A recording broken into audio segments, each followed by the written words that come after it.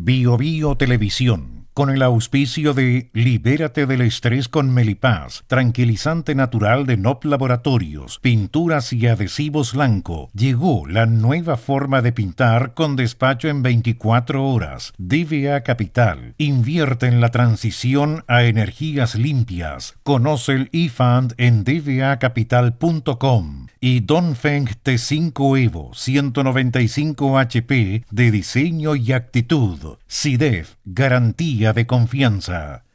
Presentan comentarios de Tomás Mochati. ¿Andas acelerado? ¿Te sientes más irritable y alterado? ¿Te cuesta dormir bien? Tranquilízate naturalmente con Melipaz, que calma la ansiedad, relaja y reduce el estrés. Libérate del estrés con Melipaz. Pídelo en todas las farmacias del país. Ella le pone magia al color. Nos hace muy felices, compartimos nuestro amor. Ponle magia tú también, deja la imaginación volar. Que todo luzca hermoso como siempre está tu hogar. Mi mundo es mejor con Lanco. Sabemos que la pelea contra el cambio climático se gana eliminando las emisiones de CO2. A partir de eso, creamos eFund, un fondo que invierte en las compañías que están liderando la electrificación del mundo. Invierte en eFund, sé parte del futuro eléctrico y sube los sentidos de tu inversión.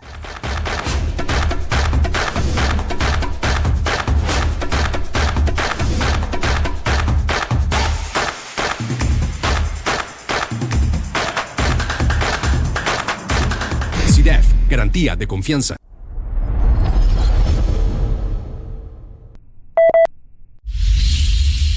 Cuando hace algún tiempo, cuando frente a algunos amigos o algunas personas, hablaba de actualidad, frente a cualquier persona, y les decía que era imposible explicar la situación de Chile sin entrar a analizar la penetración del narcotráfico y el crimen organizado, muchos miraban extrañados, otros marcaban su rostro mediante una impronta de sonrisa burlona, y el de más allá estimaba que era una exageración, un fruto de la simple imaginación.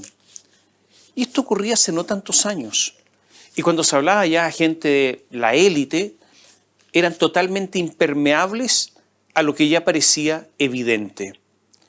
Cuando se les decía que lo que caracteriza a América Latina por sobre cualquier otro espacio del mundo, desde el Río Grande en la frontera de México hasta el estrecho de Magallanes, era que este era el continente, el espacio del narcotráfico y el crimen organizado, nuevamente se notaba la sonrisa condescendiente o decían que, mira, puede ser, pero Chile es distinto.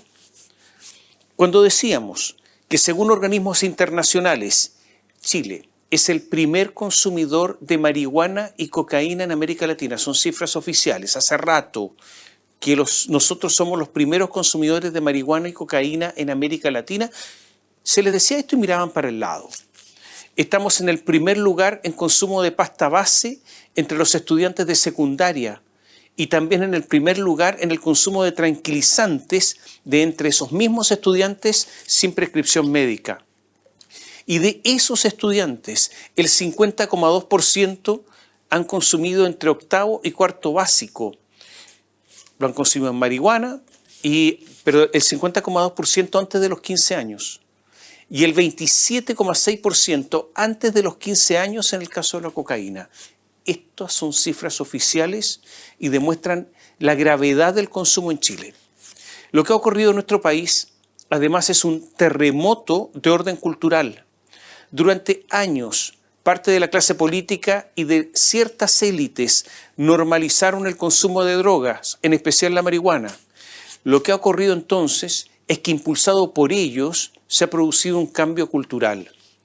Está absolutamente probado que el consumo de la marihuana durante un tiempo, mientras usted la consume durante un buen tiempo, produce efectos cerebrales. Los defensores del consumo de la marihuana han dicho muchas cosas. Primero, que no produce daño, y eso es falso. Publicitariamente lo han equiparado con el cigarrillo como una adicción más, pero ocurre que el cigarrillo no daña el cerebro, no pone a la gente tonta ni altera los sentidos. Después de consumir droga, usted, por ejemplo, no puede conducir un vehículo, pero si usted fuma, sí puede conducir un vehículo, porque el cigarrillo no altera los sentidos. Hace algún tiempo la ONU alertó sobre el puerto de San Antonio y dijo que el puerto de San Antonio, a 100 kilómetros de Santiago, es uno de los lugares de mayor exportación y tráfico de cocaína. Es un informe de la ONU. La reacción de la señora directora de aduanas, Alejandra Arriaza, fue decir que lo que señala el informe de la ONU no es alarmante. Después de todo esto, después de una declaración de ella, que es una de las responsables, en un país normal se le habría pedido la renuncia. La señora Arriaza sigue en su puesto, claro, con todas sus metas cumplidas, obviamente. Hace ya un tiempo se hizo la denuncia de que no había escáner en los puertos para revisar los containers. A muy pocos, sospechosamente a muy pocos en nuestro país les interesa revisar los containers. La policía marítima no funciona, aduanas no funciona y los trabajadores portuarios, que muchas cosas saben, quedan bajo un silencio intenso. Después del escándalo de que no había containers, se denunció, se compraron pocos, muy pocos. Y se compraron además, curiosamente, de los más caros. Y sospechosamente aquellos que se pueden mover, de esos que se pueden retirar cuando conviene. De más está decir que en Chile se mueve una enorme cantidad de droga y nunca, pero nunca se encuentra una organización importante, a un jefe, a un financista. Nos quedamos con el pichiruche, con algún matón, con un intrascendente. El movimiento de la droga en Chile requiere de una gran logística por los volúmenes que se mueven en nuestro país. Se requiere gran logística, mucha organización y medios financieros muy importantes. Todo eso es para nuestras autoridades de inteligencia invisible, para las autoridades de inteligencia, de la fiscalía, de los tribunales, como si no existiera. El lavado de dinero no existe para las autoridades. O sea, hay un fracaso evidente. Esto lo quiero decir en términos generales y no particulares, para que nadie se enoje. Para combatir el narcotráfico y las organizaciones criminales se requiere de decisión, organización, inteligencia. Pero más que todo eso, se necesita, ¿sabe qué? Convicción. Si los que están a cargo de ese combate, desde la máxima autoridad para abajo, son consumidores, son personas que de una u otra manera tienen contactos con delincuentes como clientes, jamás habrá la convicción para combatir el narcotráfico. Es imposible tener autoridades consumidoras combatiendo a sus proveedores, hablando en términos gruesos. Por eso, es vital saber si hay consumidores entre las autoridades. Yo no estoy diciendo nada muy inteligente, pero sería bueno que periódicamente todos se hagan el examen, los del Poder Ejecutivo, los jueces del Poder Judicial, los fiscales, los policías, la gente de aduanas. Los test de droga hoy son baratos, no son caros. No se hacen no por un problema económico, sino por una extrañísima omisión. Por ejemplo, cuando hay una persona involucrada en un accidente automovilístico, se le manda a hacer la alcoholemia, pero no se hace el narcotest. Cuando usted empieza a escarbar un poco la situación, se daría cuenta que nada calza en todo este asunto. Cuando los jóvenes están consumiendo en Chile como lo están haciendo, y después de la tolerancia que llega desde parlamentarios y líderes sociales, no cabe duda que lo que ha ocurrido en Chile es un cambio cultural, o sea, una tolerancia extendida. Y no es un misterio que en nuestro país, en numerosas ciudades, se pide, mediante una simple aplicación en el celular, una pizza o cocaína. Y la cocaína llega en una moto. Y llega la pizza o la coca. Es igual de fácil, igual de accesible una pizza y la cocaína. Las organizaciones criminales están dirigidas por gente inteligente, gente con recursos, con tecnología, gente que tiene armas, que tiene entrenamiento, que cuenta con abogados que trabajan escuche bien, en muchos casos exclusivamente para ellos. En simple, los adversarios que tienen policías y fiscales son adversarios formidables. Son organizaciones que cuando se les deja el terreno libre son de rápida expansión. Le voy a dar un ejemplo a propósito de lo que está ocurriendo en Ecuador.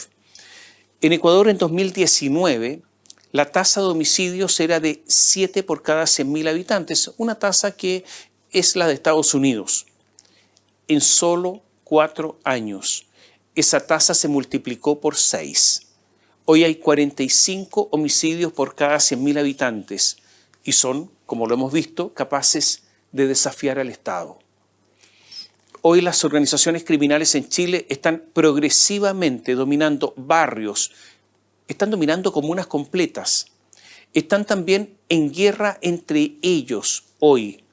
Estas guerras en algún momento se van a terminar porque alguien va a ganar y se van a repartir los territorios. Se va a dar estabilidad a las zonas de influencia una vez que esté clara la repartija que en estos instantes está ocurriendo.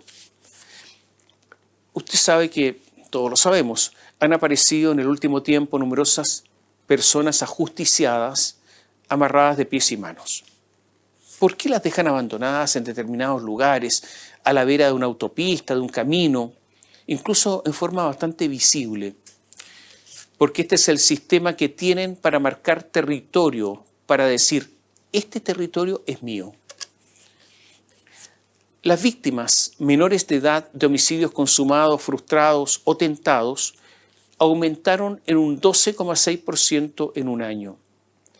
Las organizaciones criminales usan a los menores como soldados, porque con respecto a ellos el reproche penal es mucho menor, además de extender la cultura criminal a la más temprana edad. Entre 2021 y 2022, los imputados menores de edad aumentaron en un 66,6%. Solo en la región metropolitana, desde diciembre, ha habido 12 homicidios consumados y frustrados contra niños y adolescentes.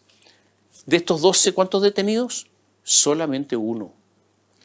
En un año, durante 2023, los homicidios consumados y frustrados en la región metropolitana subieron un 12%.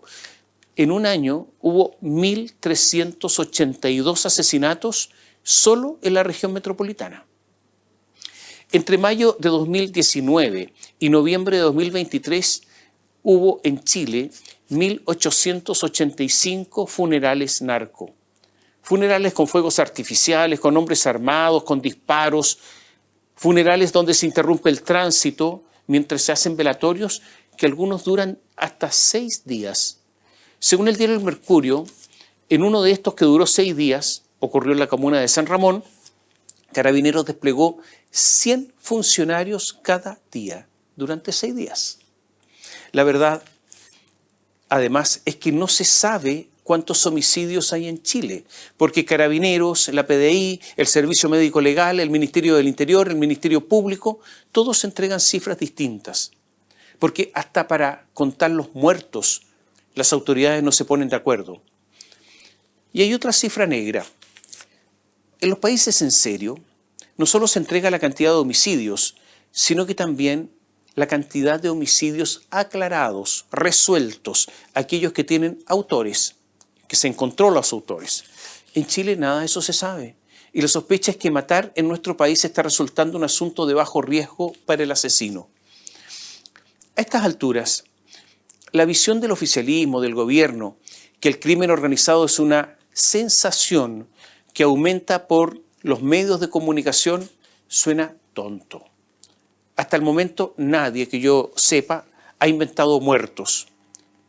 Y yo quisiera que haya sido así, pero no ha sido necesario. Esta semana se realizó la segunda y última jornada del encuentro de cámaras de comercio sudamericanas, organizado por la Cámara Nacional de Comercio, y que en esta oportunidad contó con la participación de la ministra del Interior, Carolina Toá. Ella dijo, frente a todos estos delegados internacionales y chilenos, que hay un gran número de proyectos impulsados por el Ejecutivo en materia de seguridad, comparándolo con gobiernos como del expresidente Ricardo Lagos y del expresidente Sebastián Piñera. O sea, lo que dijo, nosotros hemos hecho mucho más. Pero lo que no dijo es que quienes hoy gobiernan se opusieron a prácticamente todos los proyectos de seguridad impulsados por el gobierno anterior y prácticamente nada hicieron durante los primeros meses de este gobierno. Es esta falta de honestidad intelectual lo que muchas veces nos abruma. La inmigración descontrolada es lo que ha dado una estructura al crimen de violencia con muchísimo además desparpajo. La población penal extranjera creció en solo un año, en un 40%. Yo me encantaría saber qué diablos dice ahora el Servicio Jesuita de Migrantes. Y todo esto ha cambiado la cultura en Chile. Ya no está el jefe criminal tipo Cabro Carrera o Manuel Fuentes Cancino, el Perilla. Ahora hay estructuras que reparten dinero, reparten mucho dinero. Usted que vive en sectores donde ellos dominan, usted lo sabe. Los jóvenes, esos jóvenes que están vinculados al narco y que son referentes en sus respectivas poblaciones, viven una vida de ricos, con mujeres, fiestas, autos caros, autos deportivos estruendosos, con vidrios polarizados, que hacen lo que quieren, que andan armados. Es una vida intensa, una vida loca, una vida de riesgo. Y estos jóvenes que tienen esta vida de lujos a la que nunca la mayoría habría accedido trabajando en forma lícita, a esos jóvenes les da lo mismo morir. Porque esto vivir a concho implica poder tener vida corta, morir en cualquier momento, sin mayor drama, y matar, sin gran problema. Es matar o morir. Esa es la ley de Lampa ahora. Por eso, no le tienen miedo a la cárcel, si es que en la cárcel pueden reproducir con mocitos, con empleados, con dinero, el ambiente que tienen en su población y desde ahí seguir haciendo negocios. Por eso es fundamental para los jefes criminales que existan cárceles de alta seguridad, con celdas en solitario, con visitas con locutorio, visitas muy espaciadas y además con una gendarmería especial, otra gendarmería, que sea una gendarmería jerarquizada y no sindicalizada. La cultura narco, que se extiende en muchos lugares de Chile, provoca admiración y mediante el efecto demostración tiene la capacidad de reclutar mucha gente. Y hoy se ha transformado, como le he dicho, en una cultura. Le reitero, esta es una cultura que se expande. En México existen los corridos narcos, los que promueven este estilo de vida con exceso, con dinero y con asesinatos. Los narcos tienen sus propios artistas, porque reitero, el narco se ha transformado en este fenómeno cultural. Fue Alberto Mayol, quien en una columna en biobiochile.cl contó que en el cierre del Festival de Viña del Mar actuará un artista que promueve la cultura narco. Es un señor que se conoce como Peso Pluma. Como dice Alberto, y lo cito, Alberto Mayol, y lo cito, él dijo esto: unos, creyendo que cualquier cosa que se diga y que esté de moda debe ser elogiada y aceptada, los ingenuos, y otros, probablemente con carteles alusivos que la televisión quizás censure, que ven en el escenario a su estrella favorita, al cantante que simboliza su propia cultura, su trabajo, su riesgo, sus pistolas, su sueño de grandeza de dinero y las penas del crimen organizado, los narcotraficantes y sus secuaces, narcoinfluencers y toda clase de seres despreciables. Y este artista, Peso Pluma, artista entre comillas, dice: en la sangre traigo el 701, bélicos ya somos, bélicos morimos. Y canta así, lo cita Alberto Mayol: y bien forrados los paquetes van, no hay pendiente, no puedo fallar, siempre estoy listo para cruzar, polvo, ruedas y también cristal, disfrutamos, esté bien o mal, de una vida, no me voy a quejar. ¿Qué dijo la organización del Festival de Viña del Mar? Dijo: tras la polémica generada en referencia a la participación de Peso Pluma en la próxima edición del certamen, la organización del Festival Internacional de Viña del Mar afirma que no incurrirá en ningún tipo de censura ni discriminación. Y agregó: Viña del Mar también reconoce el fenómeno de los nuevos géneros musicales y espera un exitoso cierre de 6 noches donde la música y el talento de los diferentes artistas seguirán siendo el pilar del festival latino más grande del mundo. La organización del festival ataca a los críticos de Peso Pluma y dice que en realidad lo que ocurre es que ellos son partidarios de la censura. En la organización del festival, ¿quiénes participan? ¿Quiénes son los responsables? ¿Quiénes hacen la cartelera? ¿Quiénes participan del contenido? El municipio de Viña del Mar, dirigido por Macarena Ripamonti, del Frente Amplio. Televisión Nacional, que es el canal público y cuyo presidente Francisco Vidal, del PPD, recién nombrado por el presidente Gabriel Boric. Y el Canal 13, cuyo dueño es sin duda el representante más destacado de los grandes empresarios chilenos. Es el más influyente por lejos, el de más recursos, el que opina a cada rato, Andrónico Luksic. Él representa también al sector de la derecha. O sea, está el municipio, una organización local que se ocupa de los territorios, como se dice ahora. Está el Estado a través del canal público y está el mundo privado, empresarial. Y están todos de acuerdo, están todos de consuno, están todos felices por traer a este artista. Esta es la mayor prueba, ¿sabe de qué? Prueba de qué? Que el narco no solo está ganando o ha ganado la batalla cultural en las poblaciones de menores recursos, en las poblaciones donde vive la gente más pobre, sino que está ganando la batalla cultural en las llamadas élites en sus distintas versiones. Por si acaso, esta polémica ha tenido una cobertura mundial. No reclamemos después si nos acercamos aquí en Chile a un narcoestado. En Chile ha habido todo un proceso de deconstrucción cultural, sistemático, en colegios, universidades, de alguna gente ligada a la cultura, que ha tenido una gran influencia en las nuevas generaciones. En muchos casos, el avance del narco ocurre porque no hay barreras culturales, no hay convicciones, no hay vivencias aprendidas que se les opongan, justamente porque ocurrió esta deconstrucción cultural. En un país normal, esta polémica habría generado, obviamente, un debate entre gobierno y oposición. Pero entre nosotros esto no ocurre. Lo que pasa es que hay una especie de empate entre el oficialismo y la oposición. Empate en limitaciones, en pequeñeces, en visión, en gestión, en capacidades. Es como un partido de cuarta división, con hartos errores no forzados, o sea, errores solo fruto de la torpeza. Las reuniones secretas en la casa del lobista Pablo Salaquet están repletos de todo esto, de explicaciones propias de gente tarda. ¿Sabe una de las cosas que más me impresionó? El ministro Mario Marcel, que estaba invitado y que no fue. No sabemos si tuvo suerte porque se destapó el escándalo y por lo tanto dijo no voy, o tomó la decisión antes. Pero él, pese a no haber ido, justificó las reuniones. Y para hacerlo, dio un ejemplo, explicó una situación. Dijo que hace unos días se le acercaron en el Congreso unas personas de Lumaco. Y que como habló con ellas al pasar en un pasillo, estas personas, dijo, tendrían que, de seguir lo que están diciendo los críticos, tendrían que haber previamente pedido hablar con él a través de la ley de lobby. Y esta explicación de Mario Marcel es indignante.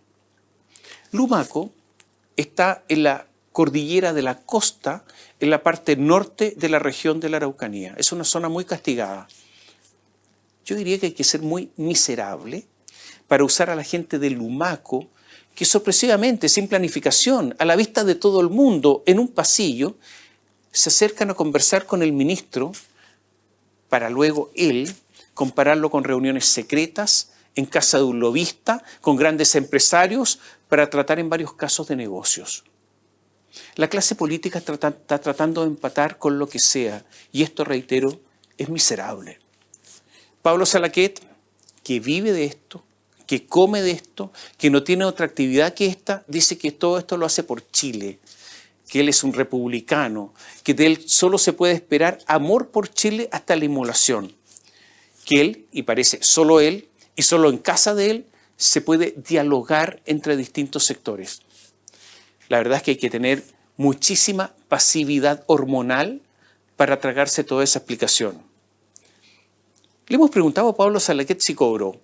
Dice que no, pero cuando hemos preguntado si ha invitado a clientes o a personas o empresas que después se transforman en clientes, hemos recibido silencio. Salaquet da charlas a empresarios junto a Jorge Insunza, que estuvo trabajando para Enrique Correa, que es el mayor lobista de Chile, y Natalia Pergentile, que es vicepresidenta del PPD.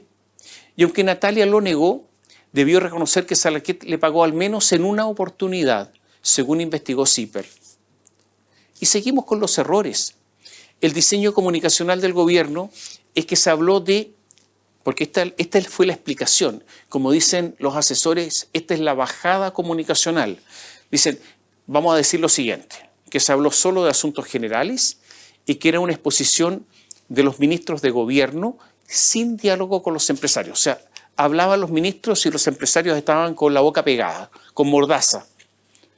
Pero ocurre que el presidente Boric dijo que había instruido a las autoridades, usó esta extraña palabra para referirse a los ministros, para que llegaran a acuerdos.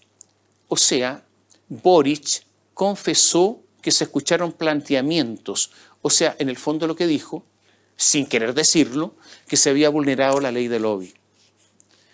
Hay gente que se mantiene en un silencio pertinaz. Alberto Van Claveren dijo que se olvidó de todos los que participaron. A estas alturas me imagino que lo verán, no sé, o analizarán si está en condiciones de ser canciller. Maisa Rojas, la ministra del Medio Ambiente, nos trata de decir que es una especie de pajarito en el bosque. Pajarito en el bosque, que ella no sabe nada de nada, que fue a la casa de alguien que no sabía quién es, a reunirse con otros alguienes, perdone que me dé esta licencia, que tampoco sabía ni le interesó saber, y hasta el día de hoy no sabe quiénes son. O sea, nos trata de decir que ella es pava. Mire, los ministros están repletos de equipos periodísticos, que son asesores. Algunos ministerios tienen más periodistas que Radio Bio Bio. Hay unos verdaderos ejércitos, además de asesores políticos, jefes de gabinete, un montón de gente. O sea, esa es la gente que asesora, que sabe las actividades de los ministros. Pero ella dice que no sabía nada. O sea, se ajustó al relato oficial. Y además, dice ella, solo yo hablé. Pero en esa misma reunión estaba Nicolás Grau, ministro de Economía, y él la echó al agua. Torpemente Grau dijo, como en la tónica, dijo que hubo diálogo con los poderosos empresarios pesqueros. O sea, Grau tuvo que reconocer, aunque no lo dijo en estos términos, que se había violado la ley del lobby. Carolina Toá no quiere decir con quién se juntó. Janet Jara, la ministra del Trabajo, militante del Partido Comunista, también fue. Y como es dificultoso defender a la compañera ministra, la vocera, Camila Vallejo, PC, optó esta semana por casi no hablar del asunto. O sea, la vocera cayó, se silenció hasta mejor momento. Y la Contralora General de la República, subrogante, Dorothy Pérez, mandó un oficio a los ministerios en que sus titulares participaron en las reuniones secretas. Yo creo que debería haber mandado un oficio al presidente Boric, porque después de esa declaración de las autoridades debiera pedir explicaciones al presidente. No lo hizo porque evidentemente que Dorothy Pérez está colgando un hilo, porque resulta que en estos instantes se está nombrando al sucesor de Jorge Bermúdez y no puede mover mucho las aguas porque si alguna posibilidad tiene, debe quedarse ahí, tranquila. Molestar mucho significa perder la posibilidad, sería una especie de inmolación. La otra organización que debería decir algo con respecto a esto es el Consejo para la Transparencia, pero está paralizado porque no tiene quórum para funcionar. ¿Y por qué no tiene quórum? Porque el presidente Boric no ha propuesto al Senado a 2 de sus integrantes, se quedó con menos integrantes del quórum. O sea, se paralizó. La verdad es que se le ha pedido al presidente Boric que trabaje, que nombre a gente ahí, que haga su pega. Su pega es nombrar a las personas, proponerlas al Senado. Pero no hace caso. por lo que no lo pueden fiscalizar a él. ¿Se da cuenta lo increíble? No lo pueden fiscalizar a él porque él no hace la pega contribuyendo a nombrar las personas que tienen que estar en ese organismo. Es lo mismo que ocurrió con el Consejo de Auditoría Interna del Gobierno, que podría haber hecho algo en el caso Fundaciones. De 6 miembros, Gabriel Boric no había nombrado a 3 y de nuevo no había hecho la pega. Pero es verdad que podía funcionar con solo 3, pero ellos nunca trabajaron. O sea, ahí estaban Macarena Lobos, Heidi Werner, Javiera Martínez. No hicieron su trabajo. ¿Usted cree que les pasó algo? No, no les pasó nada, porque dejar de trabajar es gratis. Una de ellas, Javiera Martínez, es militante de Revolución Democrática, el partido involucrado en el traspaso de plata a las fundaciones, por lo que tendría que haber investigado a sus amigos del partido, y no lo hizo. Entre paréntesis, a propósito de nombramientos. El presidente no tiene embajador en Ecuador, y ahora en medio de la crisis que vive Ecuador se notó, estamos sin embajador. Pero ¿sabe qué? Tampoco hay embajador en Gran Bretaña. Es increíble, uno de los destinos más importantes de nuestro país y sin duda el más importante de Europa. No tenemos embajador en Gran Bretaña, no hay embajador en Nueva Zelanda, no hay embajador en un país emergente hacia el que Chile mira porque es una nueva posibilidad de exportaciones y de negocios, que es India. No hay embajador en India. O sea, la modorra presidencial se nota. La oposición justificó las reuniones secretas en Casa Salaquet porque ellos también participaron. La oposición está convertida en una cosa lamentable. Es como si estuvieran mareados, como si les hubieran dado un fármaco adormecedor, una pastilla para dormitar. La verdad es que la oposición prácticamente no funciona. Pero ¿se da cuenta usted que en el caso del cantante narco Peso Pluma y en este caso de las reuniones secretas hay un empate perfecto entre gobierno y oposición? Y sigo. A la UDI le gustan una especie de estrellas políticas que son como personas ligadas a la farándula y un poco populista. Porque usted tendrá que reconocer que entre Virginia Reginato y Katy Barriga hay algo en común. Ya sabemos cómo terminó Viña del Mar y ya sabemos quién gobierna legítimamente Maipú después de esas gestiones. A Katy Barriga, cuñada de Joaquín Lavín, la van a formalizar en los próximos días, porque habría cometido en el municipio de Maipú, cuando lo dirigía, fraude al fisco, falsificación de instrumento público, muchas acusaciones. Y esto habría llevado a una defraudación de 30.000 millones de pesos, el doble del caso Fundaciones. Y la UDI calla, pareciera que no tiene nada que decir. En Las Condes, el dominio UDI tambalea. Daniela Peñalosa tiene La Grande en una comuna que tiene dinero a raudales y tiraron la casa por la ventana. Estaban intentando construir un CEFAM y se largaron a comprar terrenos para unir esos terrenos y construir el CEFAM. Pero por uno de los terrenos que compraron, pagaron mucho más de lo que vale en un asunto que se pareció al de la clínica Sierra Bella de Iras y Hasler. Además, ahí en Las Condes hay cerca de 8.000 millones de pesos en pagos por horas extras que no se hicieron. Son siempre sobresueldos defraudatorios. Además, el jefe de compras del municipio, Pedro Carrasco, compraba cosas para el municipio y también cosas para él, con plata del municipio. Esa es la acusación. Y después se descubrieron sobresueldos en el teatro municipal. Y la gerente general del teatro, Constanza Arbe, decidió irse mejor. Y dijo que había acordado con la alcaldesa Daniela Peñalosa recibir un sueldo adicional cada año. Y supieron más cosas. Que el mentado Pedro Carrasco, este señor de las compras, había contratado a la hija de un importante proveedor y fue sumariado por eso. Y en ese sumario fue absuelto por Daniela Peñalosa.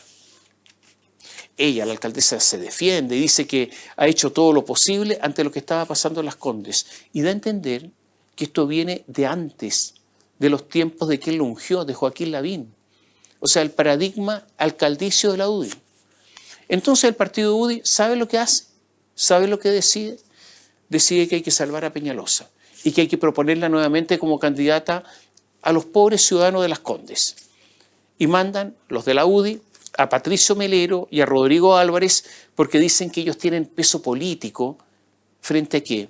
Frente a los sobresueldos, las horas extras, los sobreprecios, y que van a salvar la situación por su peso político.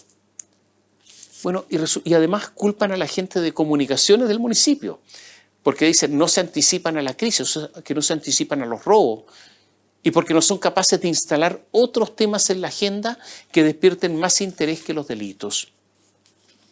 Yo no sé con qué autoridad se van a pasear por los pasillos municipales si no tienen cargo ni nada los señores Melero y Álvarez, como si no hubieran aprendido de las fundaciones del Frente Amplio que contrataban gente que estaban en el Ministerio de la Vivienda fungiendo de aparentes funcionarios públicos con plata de fundaciones. Yo encuentro que estamos muy mal. Y no sé por qué, que se le pasó por la cabeza, qué visión tuvieron, pero así como la UDI estima que Las Condes ellos hacen y deshacen y que es una comuna de su propiedad, Renovación Nacional cree que Puente Alto le pertenece. El alcalde Germán Codina, que no puede ir a la reelección, designó a su candidata, a la mexicana, con el dedazo, a alguien que él tiene contratada, que es la exministra Carla Rubilar. Y se enojó el senador Manuel José Sandón, porque quiere que el próximo alcalde sea alguien de su sangre, su sobrino Felipe Osandón. Como que los Osandón se creen dueños de esa zona, que esa zona es de su propiedad. Tanto es así que Felipe Osandón dijo que no está dispuesto a ir a primaria. Y el senador, que parece, yo creo que debiera dedicarse a legislar y no a ver quién es candidato a alcalde, acusa que Carla Rubilar es la candidata pagada por el municipio, entonces Carla renuncia. Germán Codina acusa a Osandón de nepotismo. Como son todos actores de una mala comedia, pero además creen que la derecha tiene la elección ganada en Puente Alto, que la comuna es de ellos. ¿Qué pensarán los ciudadanos de Puente Alto ante ese espectáculo? En una de esas, es mejor que la derecha pierda en Puente Alto, para que de una vez por todas no se den por ganadores y sean más respetuosos de los ciudadanos. Y esto ha tenido un efecto. Como están dando espectáculos, RN en Puente Alto, la UDI en Las Condes, ¿se ha dado cuenta que ya nadie critica a Iracy Hasler, a la alcaldesa de Santiago? Porque se produjo el empate. Se produjo el empate entre los municipios y sus problemas. Que no reclamen después esta gente de la clase política si viene un gobierno autoritario. A propósito de empate, se nombraron nuevos ministros en el Tribunal Constitucional y el cuoteo político para nombrar jueces. El empate funcionó de maravillas. La cosa fue así. Nombraron a Alejandra Prej por la Democracia Cristiana, a Catalina Lagos por el Partido Socialista, a Marcela Peredo por Renovación Nacional, a Héctor Meri por la UDI. Todo bien cuoteado para nombrar magistrados. Cuando el PPD se dio cuenta de que no tenía ministro propio, quiso echar abajo este cuoteo, porque quería otro cuoteo. Jaime Quintana, Ricardo Lagos Weber, Loreto Carvajal no estaban de acuerdo con eso. Entonces amenazaron con no votar, con posponer todo esto. Y la presidenta del Partido Socialista, Paulina Bodanovich, les pidió que respetaran el cuoteo. Y les dijo, no banalicen esto. Y además se puso creativa. Dijo que si no se acepta el cuoteo, nos estamos bananizando. Creo un nuevo verbo, bananizar, bananizando. Nos estamos convirtiendo en un Senado bananero. O sea, el cuoteo impediría que sea Senado bananero. Y de nuevo el empate triunfó porque gobierno y oposición estuvieron de acuerdo con Paulina Bodanovich, no se bananizaron y por lo tanto empate. A propósito del Partido Socialista, Giorgio Jackson decidió salir nuevamente a la luz.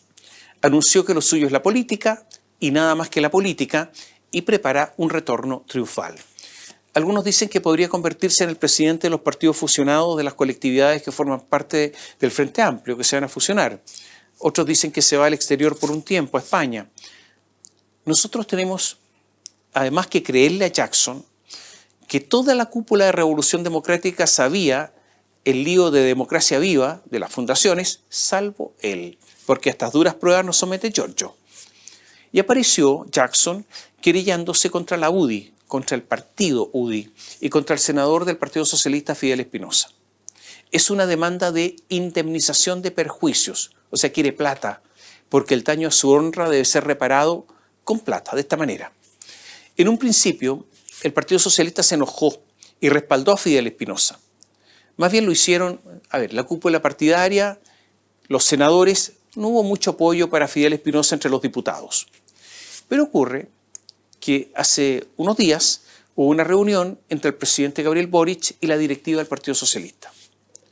Boric recibió la directiva del PS muy distante y además enojado, estaba irritado. Comenzó la reunión, Boric retó al Partido Socialista de inmediato entrando y además le aclaró, sin que hubiesen abierto la boca a los demás: Miguel Crispi se queda, yo no lo voy a cambiar, sigue siendo jefe del segundo piso. Y además dijo, no hay cambio de gabinete, que son dos cosas que había pedido el Partido Socialista. Y los dirigentes socialistas, en una actitud triste, agacharon la cerviz. Como niños, aceptaron el reto. Y esto demuestra cuán débiles hoy, cuán frágiles están los socialistas. Necesitan ir a las elecciones con el Frente Amplio y el Partido Comunista y obtener lo que les den. El Partido Socialista sin convicciones, sin alma, sin pretensiones. La verdad es que da pena. Y el presidente, un poco abusador, se aprovechó. Y Fidel Espinosa, después de todo esto, quedó peleando solo con Giorgio Jackson. En la economía se dieron a conocer muchas cifras, pero veamos una sola, que es la cifra de productividad. En productividad estamos estancados hace ya 15 años. En 2023 retrocedimos. La productividad disminuyó entre 1,8 y 2,4%. Son cifras muy grandes. 6 de los 8 sectores productivos redujeron su productividad en 2023. Los principales contracciones: comercio, hoteles, restaurantes, 11,8% menos, minería, que es muy importante para nuestro país, 9,4% menos, y la industria, 8,4% menos. Si a esto usted le agrega las 40 horas, la ley de conciliación entre empresa y familia, el 6% adicional en materia previsional, yo creo que hay pocas posibilidades de que el país crezca económicamente. El país está paralizado, se nota.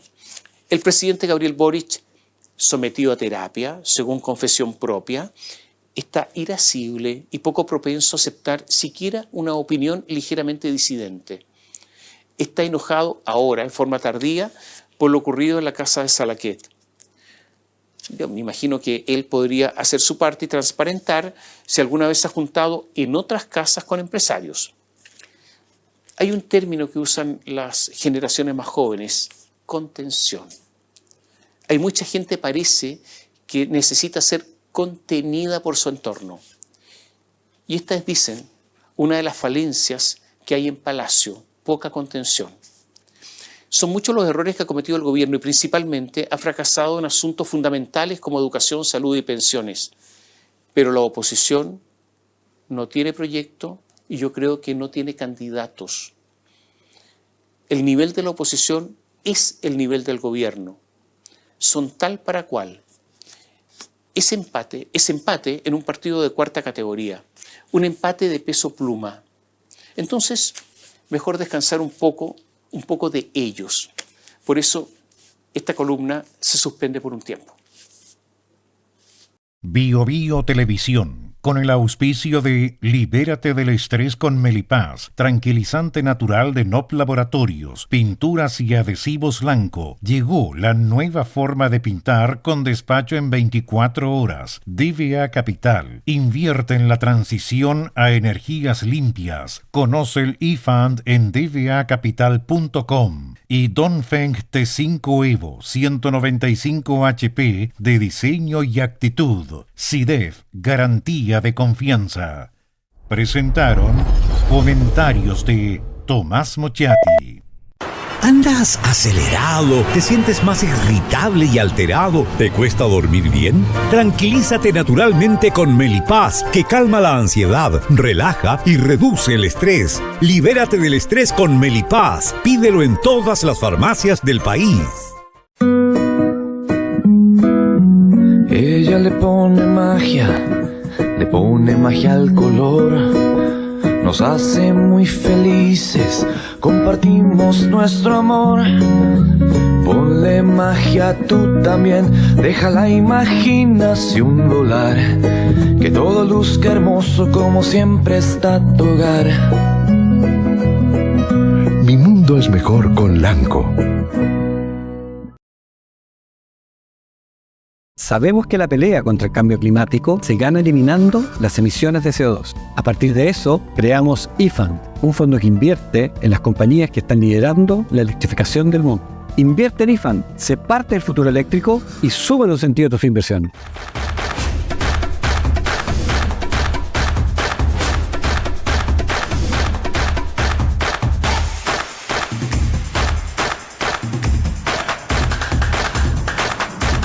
CIDEF, garantía de confianza.